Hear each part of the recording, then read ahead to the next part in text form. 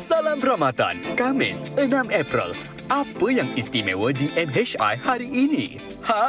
Ikan bekasam, makanan yang cukup sinonim bagi penduduk di Kedah. Di bulan Ramadan, ikan ini antara lauk utama untuk dinikmati ketika bersahur.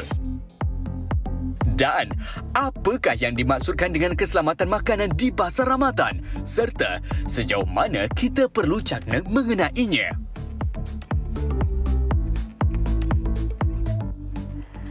Assalamualaikum, selamat pagi kepada semua penonton MHI. Pagi ini apa khabar? 6 April 2023 di hari Khamis bersamaan dengan 15 Ramadan. Sedar tak sedar Sofia, kita dah di pertengahan Ramadan. Betul. Alhamdulillah dah 15 hari sebenarnya kita menjalani ibadah berpuasa.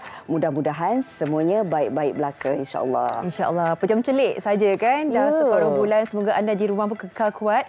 Mungkin ada di antara kita yang melalui satu tempoh yang mungkin pada ketika Ramadan ini diuji dalam beberapa aspek, mungkin kekuatan diri kita, kekeluargaan kita dan sebagainya. Tapi anda kekal tenang, apa pun yang kita lalui sebenarnya kita melaluinya sebab Allah tahu yang kita mampu untuk menanganinya. Semoga anda kekal kuat. Kita banyak pengisian hari ini dan antaranya lah mungkin kita akan melihat antara yang menjadi viral baru-baru ini tentang Bazar Ramadan, Rina. Ini kalau sebut Bazar Ramadan, kita tahulah sentiasa menjadi lokasi tumpuan dalam kalangan umat Islam untuk mencari juadah berbuka puasa. Namun sedikit terpalit dengan beberapa situasi ataupun insiden di mana makanan yang dibeli ini tercemar. Dari segi kualiti dan juga orang kata kebersihan makanan itu sendiri, yang ini yang menjadi kerisauan dalam kalangan kita. Sofia sendiri pernah ada pengalaman tak? Saya sejujurnya tak pernah, tetapi saya pun seorang yang mungkin sedikit sebanyak menjauhi lah kalau nak berkata tentang membeli makanan di bazar ni. Bukan kita tak percaya, tetapi aspek kebersihan tu banyak yang perlu kita perlihatkan. Dan lagi baru-baru ini dengan kuasa media sosial, kuasa viral, kita mampu untuk melihat antara mereka yang tidak begitu bertanggungjawab, sedangkan kita melihat ada murtabak yang berulat, ada shilling dalam makanan. Jadi ini semua boleh menyebabkan satu insiden yang tidak diingini, ya. Boleh menyebabkan kematian kalau kita sebagai peniaga ni tidak meletakkan kebersihan itu sebagai nombor satu. Setuju tu. Dan pastinya setiap daripada kita ni ada pengalaman yang berbeza. Kalau nasib malang tu mungkin kita akan berhadapan dengan situasi seperti yang Sofia sebutlah. Tapi kalau boleh kita jauhi. Ini juga soal integriti setiap peniaga yang menjual makanan di bazar Ramadan. Sebab kita sebagai pembeli dah tentu kita nak beli makanan mengikut cita rasa kita yang enak, yang sedap untuk berbuka puasa. Tapi kalau makanan ini dibeli tercemar, sudah tentunya ia menyebabkan kita ataupun boleh memudaratkan kesihatan kita. Betul. Para peniaga bazar jangan sekadar untuk mengejar keuntungan semata-mata, kerana ini yang menjadi, orang kata, adakah kita mampu untuk menjawab di akhirat nanti? Kita fikirkan bersama. Nanti kita bincangkan, tapi kita meninjau dulu apa yang tertera hari ini. Alamak, cuaca semasa Kuala Lumpur pagi ini menunjukkan ada sedikit takat hujan, cerah, kemudiannya cerah juga di Kuching, hujan sebentar saja lagi, dan cerah di Kota Kinabalu, Labuan, Kangar sehinggalah ke Kota Baru. Semoga kekallah seperti ini dan tiada amaran hujan lebat berterusan, tetapi ada ribut hujan di bahagian Johor dan juga Sarawak, Rina. Ini mungkin sekadar ramalan kita nak memudahkanlah bagi anda yang mungkin ada urusan ataupun peniaga-peniaga yang nak berniaga ini juga. Kan penting untuk mereka ketahui keadaan cuaca semasa. Baik, selain itu juga kita nak wawarkan ini sesuatu yang istimewa untuk mereka yang menyimpan wang di SSPN, kerana Perbadanan Tabung Pendidikan Tinggi Nasional PTPTN mengumumkan agihan dividen skim simpanan pendidikan nasional simpan SSPM 2022 sebanyak 3.05% membabitkan anggaran peruntukan RM266.17 juta. Ya, pemberian dividen ini bukan sahaja lebih tinggi berbanding tahun 2021 pada 3.05%. Malah ada juga kita bacakan tadi, Rena, ada ganjaran kesetiaan. Alamak, saya suka perkataan ganjaran kesetiaan juga ada bagi mereka pendeposit yang setia menyimpan dalam simpanan SSPN Prime selama ini. Kesetiaan kalau sebut tentang hubungan pasangan ni, kalau ada ganjaran pun alhamdulillah. Mungkin kita boleh usulkan pada pasangan masing-masing ganjaran kesetiaan. Why not? Why kita not? menghargai.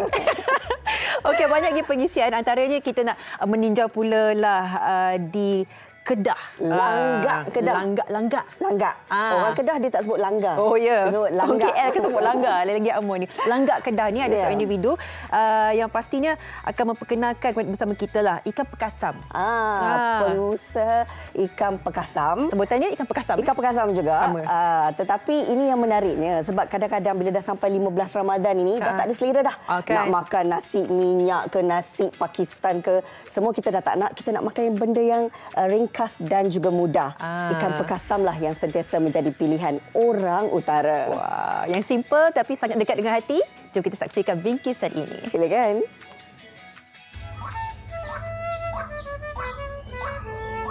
Menghirup udara desa di Langgar Kedah. Dalam riwayat anak kampung, pastinya selera tempatan menjadi identiti negeri hamparan bendang ini.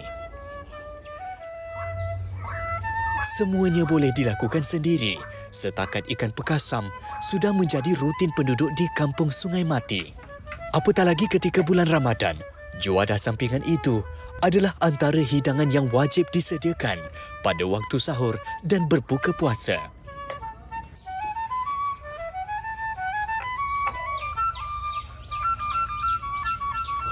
Sudah menjadi tugas harian Mazhir Hassan, 48 tahun, sebelum menuju ke Jitra untuk bekerja. Dia akan memanfaatkan awal pagi demi mendapatkan sumber ikan untuk dijadikan pekasam. Hanya 50 meter berjalan kaki ke sungai berhampiran.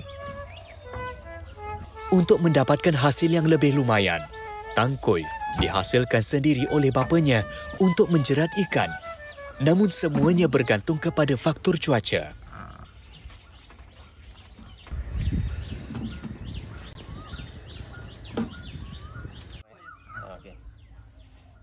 Kadang-kadang ada banyak, kalau musim hujan dia ikan banyak sikit lah pasal ikan keluar musim hujan kan. Kita jala atau tangkui yang ikan yang kita tangkui kan, boleh dapat ikan dalam tu, kita boleh buat pekasam.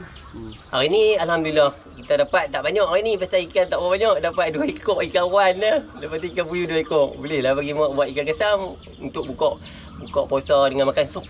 Makan sup kalau buka makan ikan kasam ni selera lebih. Boleh berhabis nasi, bukan kata sepinggan, 2 pinggan, 3 pinggan boleh habis.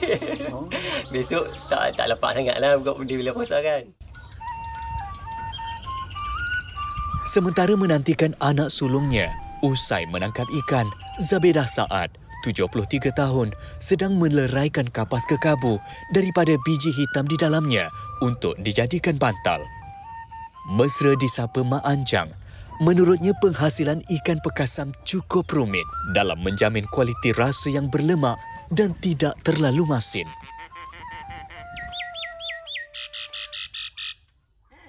Makcik buat, getang lah dia.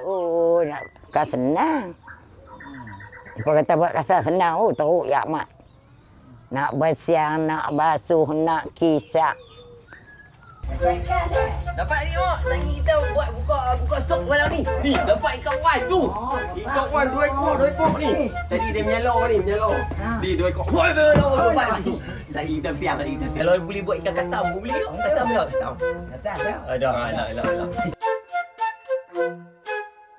Ikan haruan akan disiang terlebih dahulu bagi membuang isi perut dan insangnya.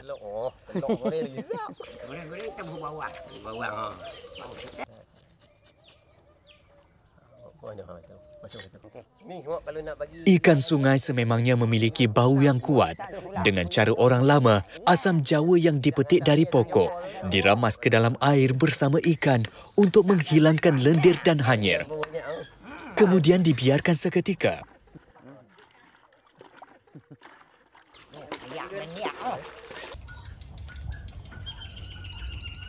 Sementara itu, 2 genggam beras perlu disangai sehingga keperangan. Dengan api yang perlahan, beras perlu sentiasa diperhati agar tidak hangus. Kebiasaannya keluarga ini akan mendapatkan sekurang-kurangnya 1 kilogram ikan sebagai simpanan.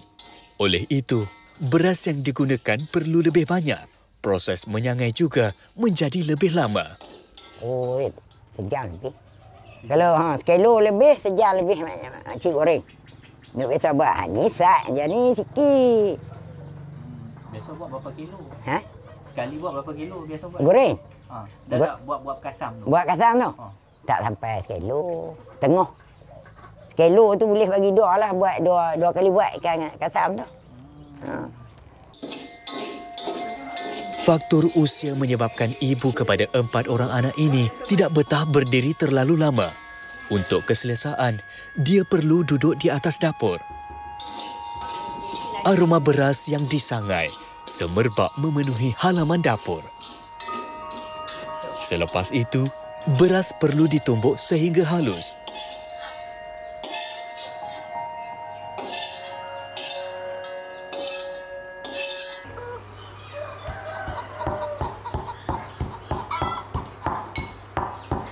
Tekstur beras sememangnya mempengaruhi rasa ikan pekasam.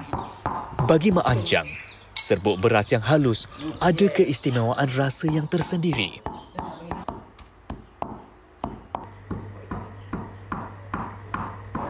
Nak bagi halus ikan? Kasar. Tak sedar. Masak sangat pun tak ada lah. Kalau kita rendam, dia meletup. Kata kalau rendam lauk, labuh dalam belanga tu, beras kasar, dia meletup. Kita duduk dekat, tak boleh. Cik buat halus-halus. Buah garam satu malam. Ni macam buah garam pagi ni. Pagi esok baru makcik goi. Lepas goi tu, goi tu, buah sabuk apa, katuk tu. Buah dalam tu. Tak itulah. Tu seminggu boleh ambil.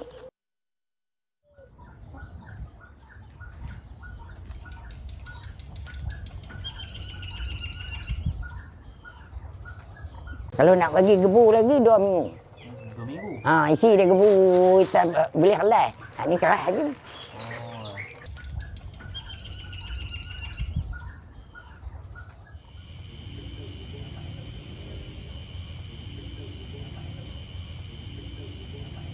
Menjelang waktu sahur, cabaran dalam menggalakkan cucunya untuk berpuasa cukup menguji kesabaran.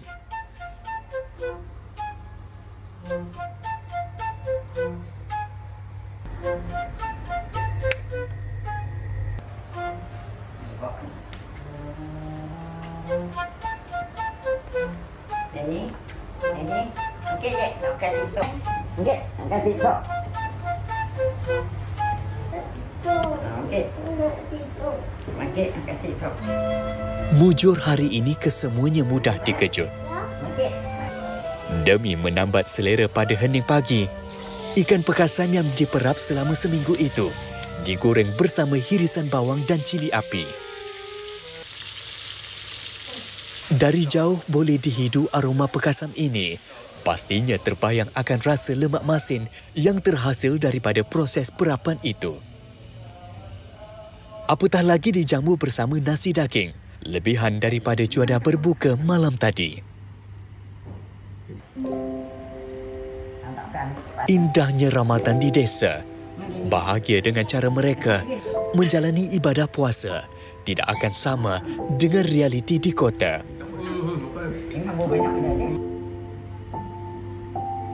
Air tangan Nenda menggamit memori di segenap usia.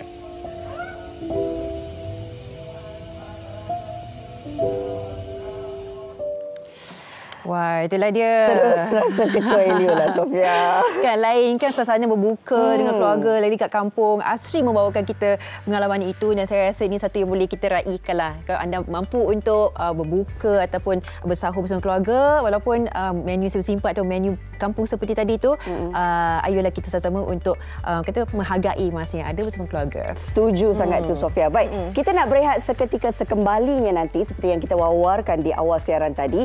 Kita akan berbincang berkenaan dengan keselamatan makanan di Bazar Ramadan. Nak tahu kupasannya? Semuanya di MHI selepas ini.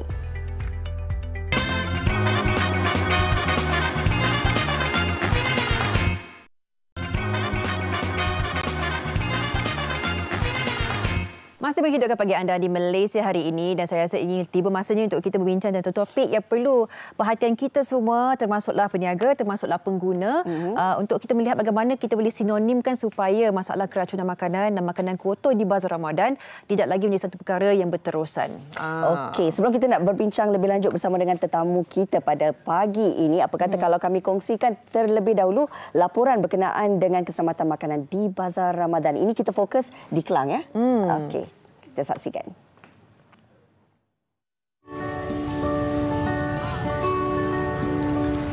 Kualiti dan keselamatan makanan merupakan aspek yang perlu dititik beratkan oleh semua pihak. Peniaga yang berniaga juga memainkan peranan penting dalam memastikan makanan yang dijual berkualiti dan selamat. Tinjauan dilakukan di Bazar Ramadan Simpang 4, Kampung Sungai Udang, Kelang, Selangor. Ini adalah antara bazar yang menjadi pilihan bagi penduduk di sekitarnya.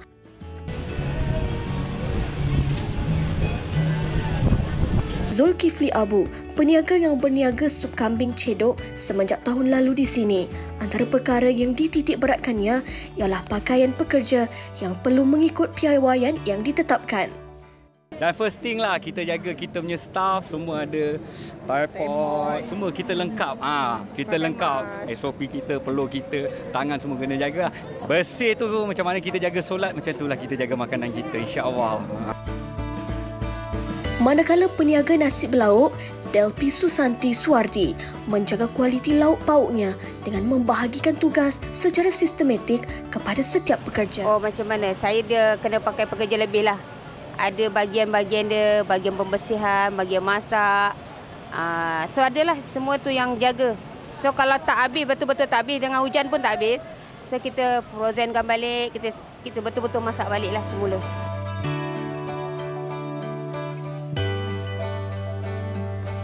Bagi Nur Hazwani Razwan Afindi, peniaga otak-otak, pepes dan satar yang meniaga sejak lebih 10 tahun lalu, keutamaannya ialah tempat penyimpanan makanan yang sempurna. Tak dekat tempat yang safe lah. Macam tempat tu make sure bersih and then barang-barang semua lepas kita guna kita akan basuh.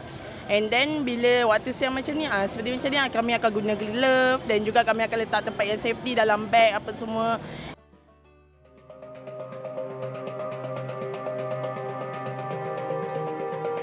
Kru MHI turut berkesempatan menyertai operasi pemantauan yang dilakukan oleh Jabatan Kesihatan Negeri Selangor. Pegawai Kesihatan Persekitaran, Bahagian Keselamatan dan Kualiti Makanan, Muhammad Azlan Hanif bersama pegawai pemantau yang lain melakukan tinjauan di sini. Antara yang diperhatikan adalah cara pemakaian peniaga, penyediaan dan pembungkusan makanan di Bazar Ramadan. Beberapa sampel makanan yang berisiko tinggi untuk pencemaran silang seperti sumber protein turut diambil untuk dibawa ke makmal bagi proses analisa. Kriteria pemilihan sampel di Bazar Ramadan, kita akan fokus kepada sampel-sampel yang pernah berlaku pelanggaran sebelum ini dan juga sampel di mana makanan yang berisiko berlakunya keracunan makanan lah. Okey, selepas sampel yang diambil, kita akan letak sampel tersebut di dalam coolbox di mana suhu di dalam coolbox tersebut di antara 1 sehingga 7 darjah Celsius lah untuk kita hantar sampel tersebut ke makmal untuk dianalisa.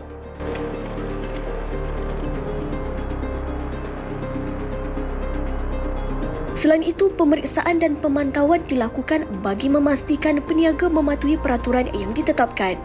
Setakat ini sahaja, sudah 89 notis kesalahan dikeluarkan di negeri Selangor kepada individu yang melanggar peraturan. Kepada mereka yang tidak mematuhi peraturan yang telah ditetapkan, tindakan pengeluaran notis 32B di bawah Akta Makanan 1983 akan dikeluarkan kepada mereka dan sekiranya mereka gagal membuat bayaran tersebut dalam tempoh yang telah ditetapkan, tindakan penawaran akan diambil.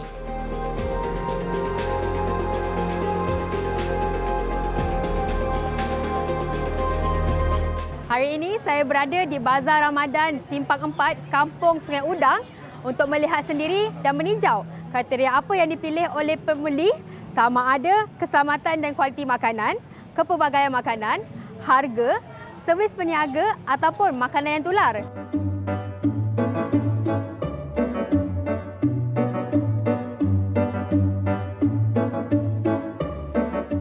because kita datang tempat yang banyak orang kan, ramai orang. So kita nak tengok makanan dia kualiti macam mana. So orang suka dah keselamatan bila kita makan ada masalah ke macam tu. Sebab banyak pilihan, banyak makanan yang sedap-sedap. So boleh pilih banyak, lagi senang. Satu kedai. Sebab boleh pilih macam-macam apa yang kita nak, ikut selera kita lah. Harga tu tak kisah. Yang penting apa yang kita nak tu kita dapat.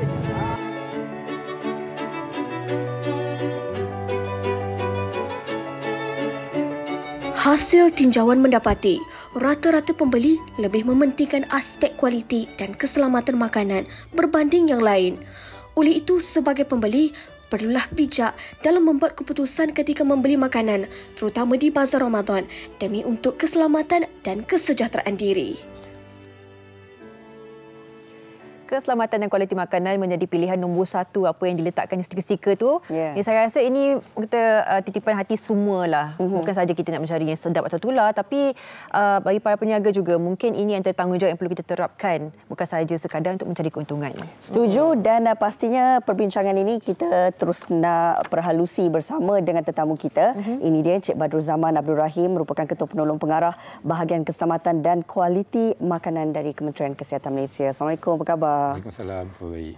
Okey, Cik Badrul Zaman, bila kita bercerita tentang keselamatan makanan di bazar Ramadan, ini antara perkara paling utama yang perlu dititik beratkan bukan saja dalam kalangan peniaga tetapi pengguna itu sendiri. Bila cerita tentang keselamatan makanan ini, apakah mungkin aspek khusus yang perlu difahami pengguna? Okey, Assalamualaikum warahmatullahi wabarakatuh. Dari segi aspek keselamatan dan kualiti makanan, pertama sekali yang kita galakkan pengguna gunakan kaedah perhati dan pilihlah. Kalau pergi kepada premis makanan, tidak terhad kepada bazar Ramadan sajalah. Yeah. Jadi bila kita perhati dan premis, pertama sekali perhati. Perhati yang pertama kita tengok keadaan premis tu macam mana. Sama ada dia bersih. So bersih ni apa kriteria dia? Pertama, tidak ada kehadiran makhluk perosak. Terutamanya lalat lah. Yeah. Lalat, tikus dan sebagainya. So itu yang pertama. Yang kedua, kita lihat kemudahan-kemudahan yang ada dalam tu. Ada tak tempat pembasuhan cuci tangan dengan siap dengan pengering tangan dan sebagainya dengan sabun. Dan ada kemudahan tandas yang bersih. Dan seterusnya kita lihat bagaimana makanan dihidangkan. Adakah dalam keadaan terdedah, tidak dilindung.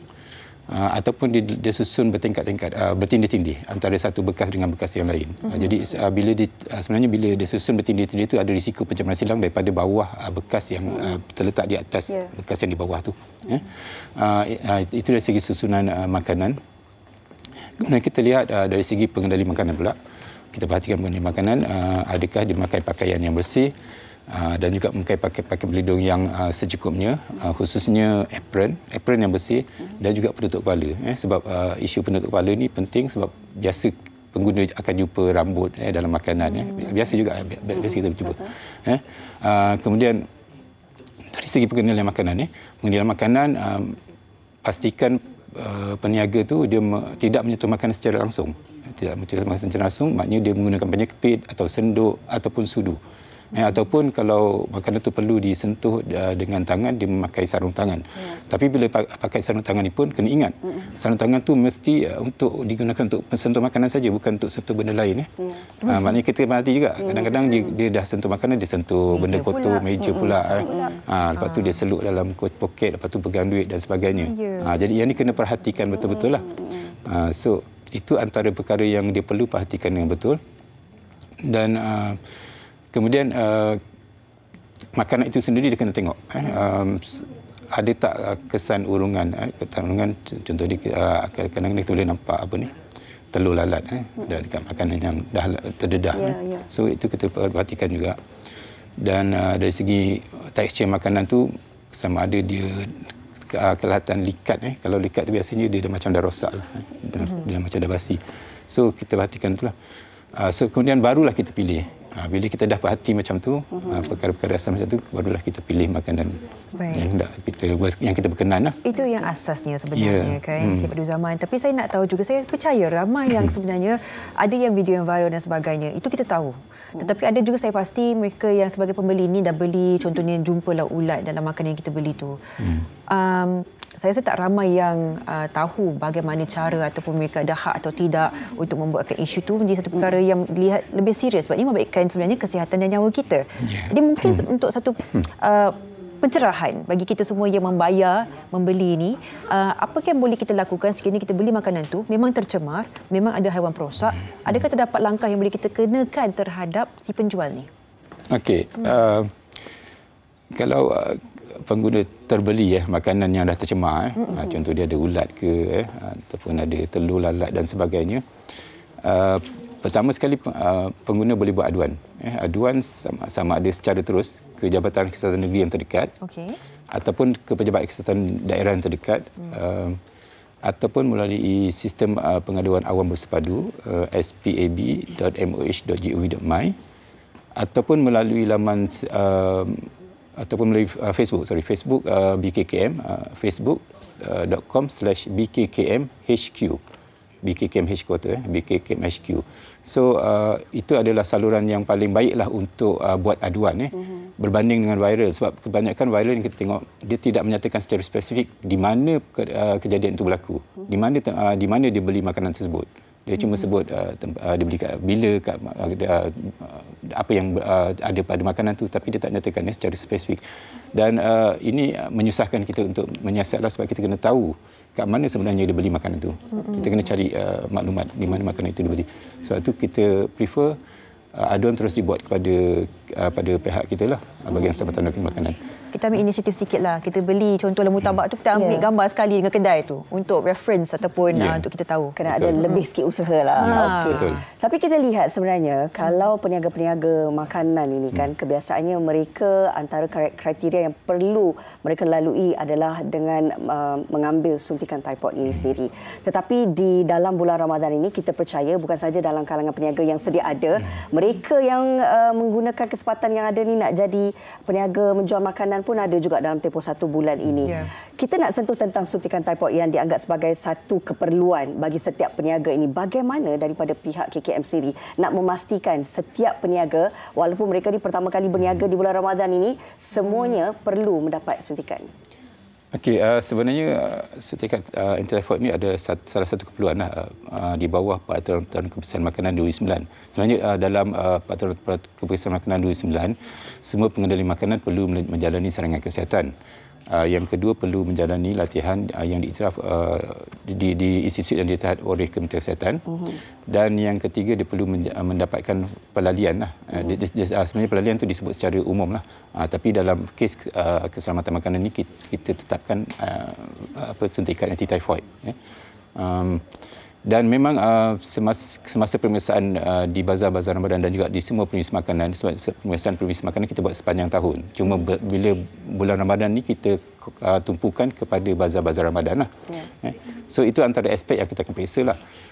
Dan memang kebanyakan notis yang kita keluarkan adalah kesalahan tidak mempunyai suntikan anti-typhoid ni, dan juga tidak menjalani latihan yang disyaratkan. Encik Badiuzzamanan, antara yang kita nak tahu jugalah contohnya memang pemantauan dilakukan, notis dikeluarkan dan mungkin saman juga, tetapi apakah mereka masih boleh berniaga selepas itu ataupun terdapatnya tindakan yang lebih berat lagi sekiranya kes tersebut tu menjadi viral ataupun memang ternyata ada banyak bukti yang kebersihan itu memang bukan nombor satu bagi kedai tersebut? Okey, sebenarnya kalau kita dapati premis tersebut terlalu kotor ataupun ada risiko yang boleh mendatangkan kesan kepada kesihatan orang ramai ataupun pengguna, contohnya kita temui ada telur lalat pada makanan tersebut ataupun ada kehadiran najis tikus dan sebagainya di premis makanan itu, sebenarnya kita boleh tutup. Kita boleh tutup sementara premis makanan tersebut di bawah Seksyen 11 Akta Makanan 1983, di mana kita akan arahkan penutupan maksimum 14 hari supaya pengusaha makanan tersebut boleh menjalankan kerja-kerja perbaikan, kerja-kerja kebersihan ke atas premis makanan dia.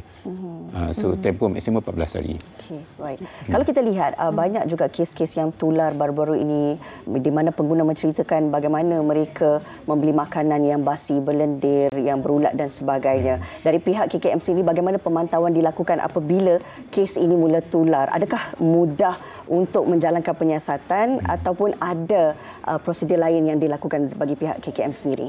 Okey, macam saya cakap tadi, bila diviralkan macam ni, kita kalau maklumat tu lengkap, di mana makanan tu dibeli, jadi itu memudahkan kita menjalankan siasatan. Kalau tak, kita terpaksa buat extra work, kerja lebih sikit untuk dapatkan maklumat di mana dia membeli makanan tersebut. Contohnya baru ni di Penang ada viral tentang makanan yang dibeli di salah satu bazar Ramadan di Pulau Pinang, tapi tak nyatakan di mana. Sebab bazar Ramadan ni banyak. Kalau dekat Penang tu memang ada banyak lah lokasi dia. So kita pun susah nak cari sebenarnya kalau tak ada maklumat yang spesifik. Okay. Adakah para peniaga pengusaha makanan ini hanya akan dikenakan hukuman yang lebih berat dalam sudut pandang undang-undang sekiranya berlaku kes seperti keracunan makanan yang beberapa tahun lepas, contohnya kuih puding tu ya? Puding buih. Puding buih dengan satu kek yang di mana ramai mengalami keracunan makanan ataupun bagaimana? Sebab kita melihat, kita ingin tahulah apakah tahap tindakan yang boleh dikenakan kepada mereka. Adakah kena tunggu ada kes yang membabitkan keracunan baru mereka dikenakan tindakan undang-undang ke bagaimana? Okey, selain daripada pemeriksaan ke atas premis makanan, kita juga menjalankan sampalan makanan seperti disebut dalam VT tadi. Kita akan ambil sampel makanan yang kita dapati berisiko untuk mendatangkan masalah kepada kesihatan pengguna lah. So kalau sampel tersebut, kita ambil sampel tersebut, kita hantar ke makmal. Kalau keputusan analisis sampel tersebut menunjukkan terdapat kandungan kuman yang berbahaya, kuman yang boleh mendatangkan penyakit kepada manusia, kita panggil patogen, ataupun ada racun dalam makanan tu. So, ada kes tu, kuman tu dah keluarkan racun dalam makanan. So kalau kita dapati kewujudan kuman dan juga racun tu dalam makanan, berdasarkan sampel kita ambil, kita boleh ambil tindakan pendakwaan di mahkamah. Okey. Baik. Bagaimana pula kalau kita nak sentuh sedikit tentang statistik kes yang berlaku jika dibandingkan dengan tahun-tahun sebelum ini?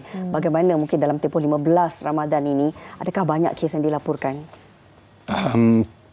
Kes yang dilaporkan setakat ni seluruh negara tak banyak lah. Tapi dari segi notis tu kita nampak banyak kita keluarkan. Saya rasa dekat dalam 14,000 dah kita keluarkan notis di seluruh negara. Di seluruh negara? Ya. 14,000 dalam tempoh masa 15 hari Ramadan ini. Apakah antara kesalahan utama yang dilakukan peniaga? Kesalahan utama yang saya sebut tadi, memang biasanya tak ada latihan dan juga tak ada suntikan tu. Yang lain-lain itu tentang kebersihan lah.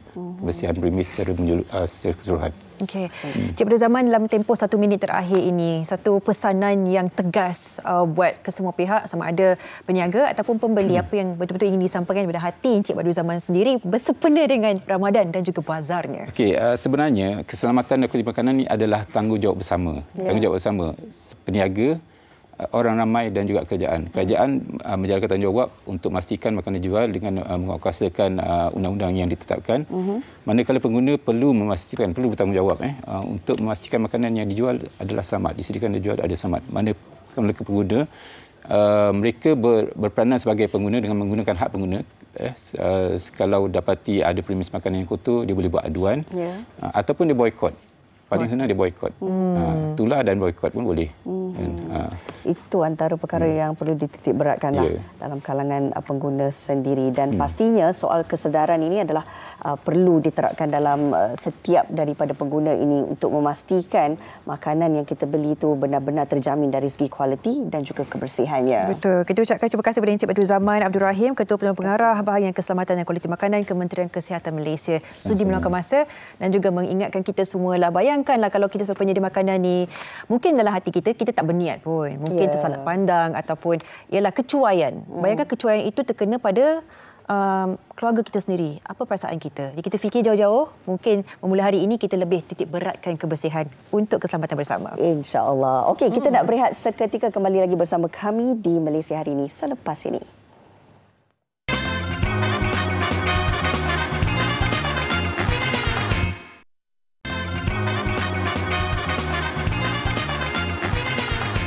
Masih menemani anda di Malaysia hari ini dan kita terus melihat antara rangkuman berita dunia di mana kita akan menyaksikan sendiri saintis rakam visual ikan hidup pada paras laut paling dalam di dasar laut. Dan bukan itu saja, satu rangkuman juga berkenaan dengan satu visual yang sangat mengganggu kita semua ketika bulan Ramadan ini. Polis Israel serang jemaah di Masjid Al-Aqsa. Segalanya dalam rangkuman berita dunia. Jom kita saksikan.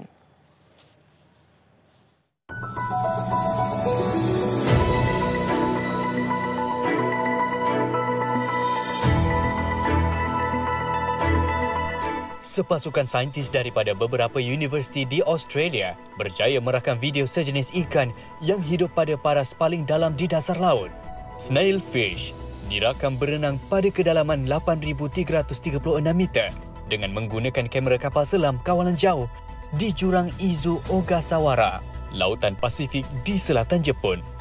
Menurut Ketua Saintis, Profesor Alan Jamieson, ikan yang paling dalam sebelum ini dirakam pada kedalaman 8,178 meter di lokasi selatan Lautan Pasifik, iaitu di Jurang Mariana. Namun rakaman terbaru ini mengatasi rekod kedalaman sebanyak 158 meter.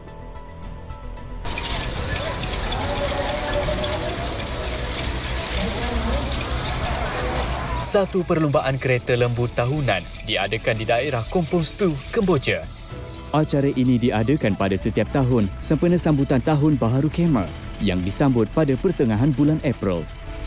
Menurut pemenang perlumbaan, Chung Vichet, 32 tahun, acara ini dapat memelihara budaya purba serta sebagai peringatan kepada penduduk supaya menjaga lembu dengan baik.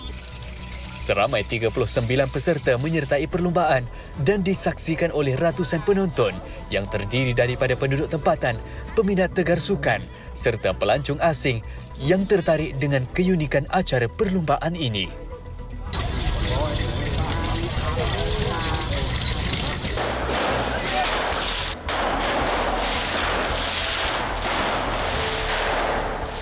Pada awal pagi semalam, Polis Israel menyerang puluhan jemaah di perkarangan Masjid Al-Aqsa.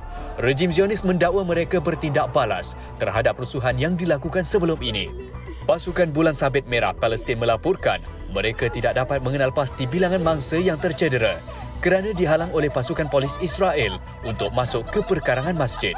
Ganasan semakin meningkat di tebing barat serta Baitul Maqdis sejak tahun lalu dengan ketegangan dikuatiri terus memuncak pada bulan Ramadan ini, ketika umat Islam sedang menjalani ibadah puasa.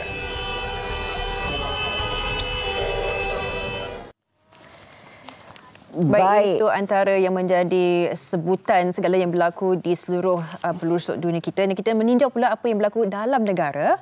Ini kita nak kongsikan tentang satu artikel di Berita Harian pagi ini berkenaan dengan pakar saran elak hantar anak bergejala ke sekolah. Ini berkenaan dengan penularan COVID-19.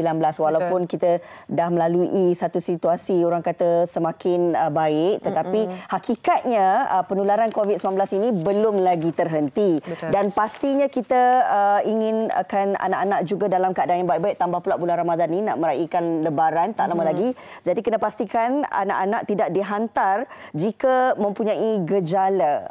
Jadi tak payahlah nak ke sekolah sebab kita takut nanti ia akan menambahkan lagi penularan COVID-19 ini. Ya, bagi anda yang lupa apakah gejala itu, kita ingatkan semula ni antara sesama, sakit kepala, demam dan sebagainya. Saya rasa ini perkara yang perlu kita tahulah. Nah, biasa dengan perkara ini, jangan anak kita dah tak sihat, apa kata kita biarkan mereka rehat sahaja di rumah. Dan juga di utusan Malaysia di halaman utama, ini dikatakan di sini misteri 47 tahun didedah. Laporan misteri kemalangan udara pada 6 Jun 1976 mengorbankan Ketua Menteri Sabah ketika itu, Tun Fuad Stevens, bersama 4 Menteri Sabah dan 6 yang lain akan diumumkan kerajaan minggu depan. Ini dikatakan oleh Perdana Menteri sendiri, tragedi Double Six yang mengakibatkan kehilangan nyawa pemimpin utama Sabah itu merupakan tuntutan selama 47 tahun rakyat untuk mengetahui apakah hasil daripada pasukan penyiasatan kemalangan terbabit.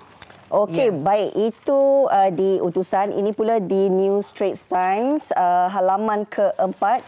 40,610 kilograms of bazaar food wasted daily.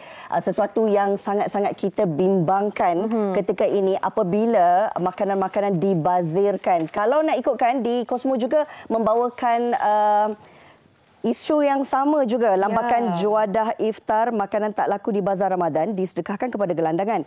Akhirnya jadi sampah. Seriuslah. 1,000 gelandangan yang menerima makanan berlebih-lebihan dan pastinya ini antara perkara yang menyedihkan kita lah ya. Betul. Jadi ini antara yang menjadi isu. Jadi tolonglah kita kawal nafsu kita. Membeli pun nafsu juga. Berpada-pada kan. Betul. Tak boleh ikut nafsu saja. Dan memberi pun kita berpada-pada juga. Supaya tidak ada berlaku kebaziran seperti mana tiap-tiap tahun yang kita saksikan. Baik. Selepas ini kita akan berehat seketika. Sekembalinya banyak lagi pengisian hanya di Malaysia hari ini.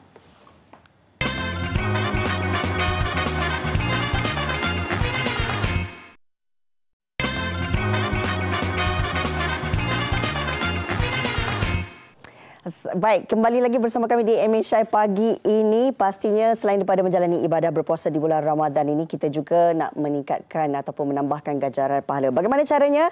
Ini dia salah satu caranya, iaitu dengan mengumpulkan saham akhirat anda terjamin. Bersama dengan kita pendakwa selebriti secara dalam talian. Ini dia Ustaz Datuk Badli Shah Alauddin. Assalamualaikum. Apa khabar Ustaz? Waalaikumsalam warahmatullahi wabarakatuh. Khabar baik. Salam Ramadan. Salam Ramadan. Salam Ramadan. Baik, kita nak bercerita tentang saham akhirat anda terjamin ini, Ustaz. Yayasan Ikhlas sebagai salah sebuah NGO kemanusiaan yang namanya tidak asing lagi dalam kalangan masyarakat kita pada hari ini. Jadi kita nak tahu untuk tahun ini, tahun 2023 ini, ya pasti Yayasan Ikhlas ingin berkongsi kepada penonton berkenaan dengan projek atau kempen bagi sekolah agama rakyat. Silakan Ustaz. Terima kasih. Assalamualaikum warahmatullahi wabarakatuh. Alhamdulillah, impian untuk anak-anak ataupun pelajar-pelajar asnaf yang ingin nak belajar di sekolah agama akhirnya telah tercapai apabila projek pembinaan sekolah agama rakyat Al-Ikhlas yang diusahakan oleh pihak Yayasan Ikhlas telah pun siap dibina sepenuhnya. Kita ucap terima kasih kepada para penyumbang.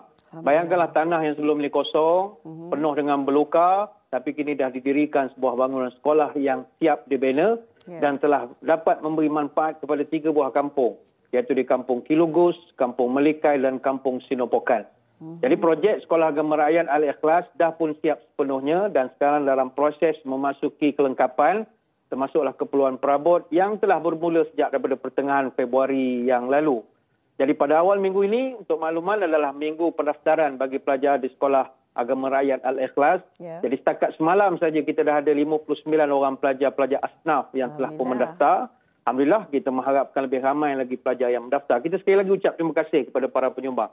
Yayasan Ikhlas mengucapkan ribuan terima kasih atas kejayaan membina Sekolah Agama Rakyat di 3 buah kampung untuk kegunaan 3 buah kampung ni, Kilugus, Melikai dan juga Sinopokan. Jadi kita berharap kepada para penonton terus menyokong usaha yang dilaksanakan oleh Yayasan Ikhlas dalam nak menyediakan pembinaan sekolah yang boleh memberi manfaat kepada anak-anak di pedalaman ini supaya mereka tak tercicir dalam pembelajaran agama. Seperti yang kita maklum bahawa pendidikan ini adalah aset yang terbaik untuk anak-anak khususnya di pedalaman ini.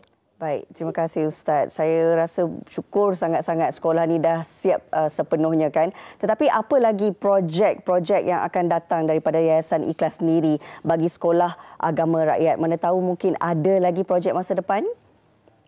Terima kasih. Kita sebab bila tengok sambutan begitu baik sekali, kita rasa bersemangat. Jadi untuk projek seterusnya iaitu pembangunan sekolah agama rakyat, Yayasan Ikhlas akan menumpukan pula kepada sebuah sekolah lagi di Kampung Sangkabuk yang terletak di daerah Kuala Penyu di Sabah. Sekolah ini bakal memberi manfaat kepada 4 buah kampung pula. Kampung Jagus, Kampung Lambidan, Kampung Tanjung Aru dan Kampung Sangkabuk sendiri. Yang penduduk di situ hampir 500 orang. Dan rata-rata pekerjaan penduduk adalah nelayan. Jadi tujuan kita nak membina Yayasan Ikhlas nak membangunkan sekolah agama ini kerana penduduk-penduduk di sini anak-anaknya nak belajar agama. Mereka tidak ada sekolah yang berdekatan untuk menimba ilmu. Kalau ada pun sangat jauh daripada tempat tinggal mereka. Jadi untuk pembinaan sekolah agama rakyat di Sangkabuk ini, pihak Yayasan Ikhlas memerlukan dana sebanyak 1.5 juta. Dan jumlah kutipan setakat ini adalah sebanyak RM76,000. Jadi pihak kami masih memerlukan dana sebanyak 1.4 juta ringgit lagi untuk merealisasikan impian anak-anak pedalaman ini. Jadi Yayasan Ikhlas sekali lagi ingin menyeru kepada para penonton sekalian, sama-sama bantu kami untuk membangunkan sekolah ini. Bak kata orang putih, if you want to be happy a day, go shopping. Wah. If you want to be happy a week, go holiday. If you want to be happy a year, grow a garden. Tapi kalau you want to be happy for a long time, develop a human being.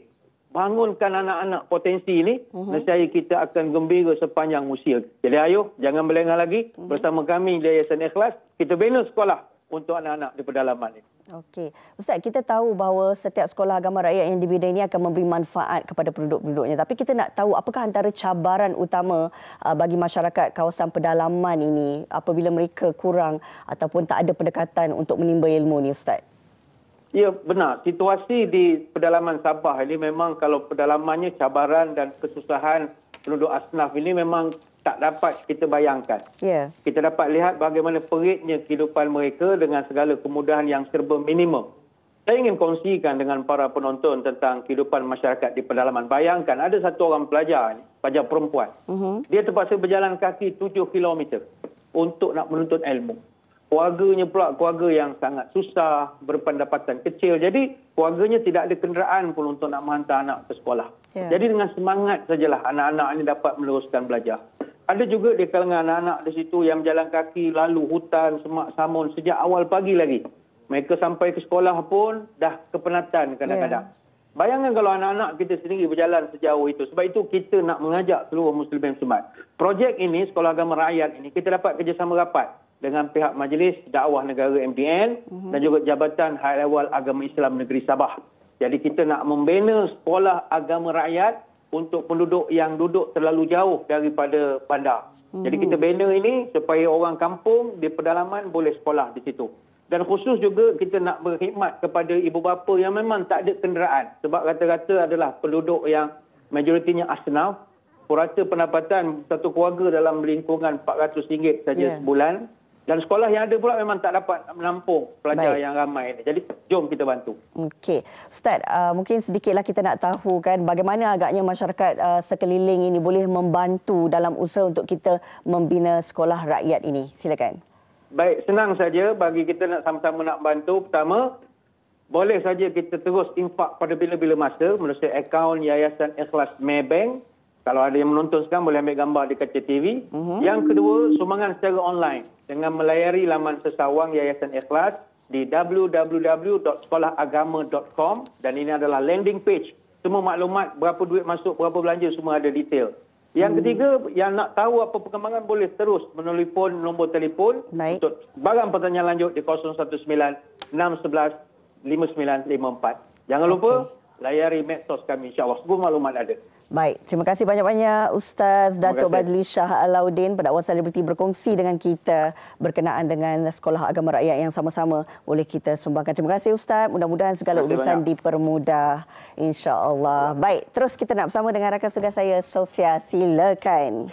Ya, sementara saya menunggu Rena untuk bersama saya di sini, kita nak satu dua bawa kepada anda semua. Kalau anda peminat drama dan juga filem Korea, jom saksikan drama dan juga filem Korea terbaik TVN ditonton. Muat turut aplikasi Tonton sekarang dan dapatkan perkembangan terkini tentang tonton melalui akaun rasmi media sosial di Facebook, Instagram, Twitter dan juga TikTok @tontonmy. Korang boleh keep up dengan banyak lagi K-drama dan K-movie. Rena suka K-pop, K-drama, K-movie suka?